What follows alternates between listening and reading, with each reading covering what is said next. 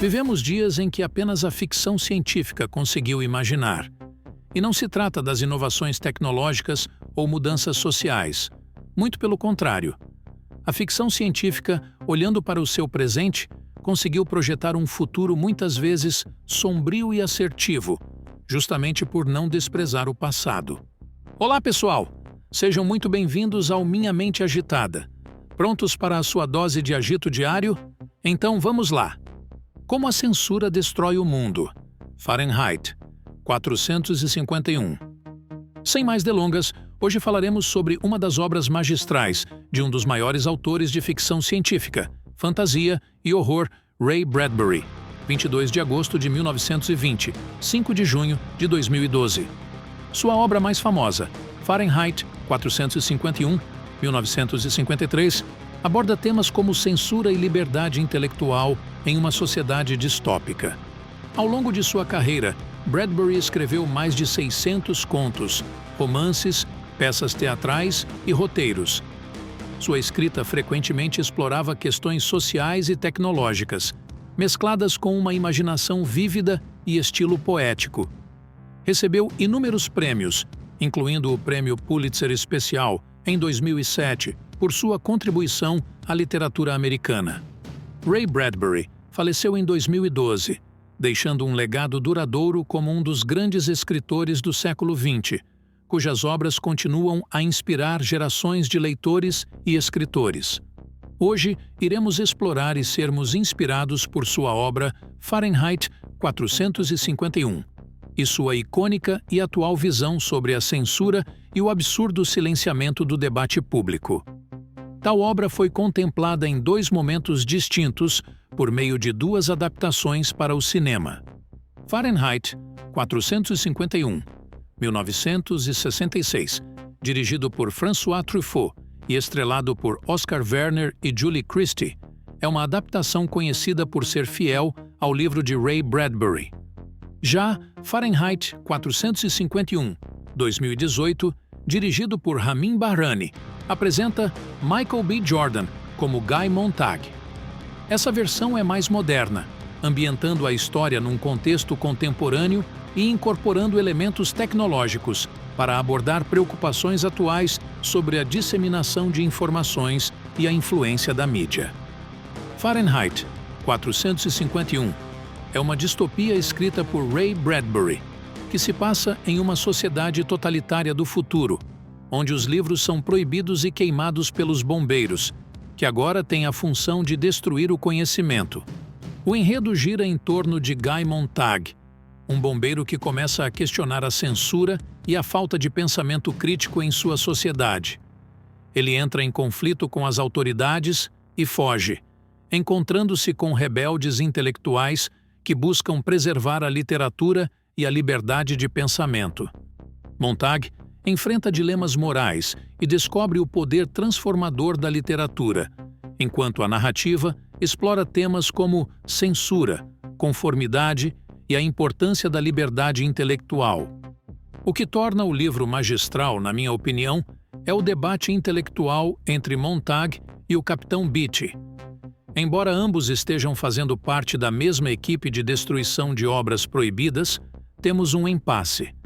Beatty exibe uma grande coleção de livros dos quais se orgulha nunca ter cedido à tentação de ao menos abri-los, sendo que não é maior do que sua eloquência e racionalidade de um hábil orador. Já Montag os guarda e secretamente os lê com o cuidado e temor de uma criança que prova algo proibido. Não à toa, ele passa por um despertar ao conhecer numa noite Clarice McClellan, uma jovem que não vai à escola, mas recebe de seus pais uma opulenta instrução. Ela é a expressão de tudo aquilo que Montag contempla como uma vida plena. O ponto de virada do livro ocorre justamente com a fatídica morte de Clarice. A partir daí, o embate entre Montag e Beatty vai de intelectual para algo mais mortal. O que acaba com Beatty em chamas e Montag sendo perseguido por um sabujo, um robô que caça fugitivos por meio dos registros dos traços químicos extraídos por um espectrômetro. A melhor coisa que acontece com Montag é se tornar um fugitivo. pois o força a sair da cidade e escapar de um ataque nuclear que destrói a cidade completamente. E, pelo visto, não ia de ser o único ataque.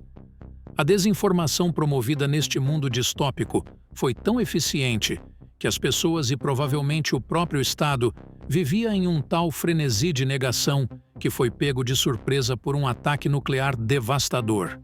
Montag apenas pode lamentar a perda de sua esposa, perdida em seus podcasts e sua lindíssima sala cercada por telas de TV, e todos os outros cidadãos que não tiveram nem a ciência do que aconteceu.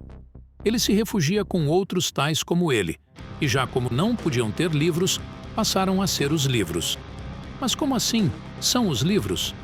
Cada um deles decoram um livro específico, o memorizando, para que oralmente o seu conteúdo possa ser preservado. Similar ao que vemos na saga Duna de Frank Herbert. Era um escritor do pós-guerra. Isso o levou a presenciar o quanto as narrativas são capazes de destruir a civilização. Nunca houve antes um poder tão esmagador sobre as vidas humanas, tal como vimos nas grandes guerras. E tal poder se traduziu também em alienar as mentes por meio da manipulação da informação. Jornais, revistas, rádio e cinema foram usados como construtores de habilidosas narrativas, que corroboraram na aceitação do estado de guerra, mesmo trazendo árduos prejuízos à população. Nos nossos dias não é diferente. De eleições a guerras todas são travadas não só fisicamente, mas sobretudo a nível digital. Campanhas de desinformação, espiões e mentiras bem arquitetadas são mais eficazes do que bombas. O Estado não admite competição e arroga para si o monopólio de todos os poderes possíveis, e o poder de mentir é só mais um deles. Em sua ânsia por acumular mais poder, o fazem tirando não apenas a capacidade de defesa, imputando uma vulnerabilidade à população e garantindo a sua submissão, mas impedindo que ela possa construir, retoricamente, a apropriação dos fatos. Para o Estado não existe nada mais perigoso do que fatos sendo articulados pelo povo. O poder do Estado está em imputar crimes para aquilo que deseja dominar. Dizem que roubar é errado só para poder cobrar impostos e ter o monopólio sobre o roubo.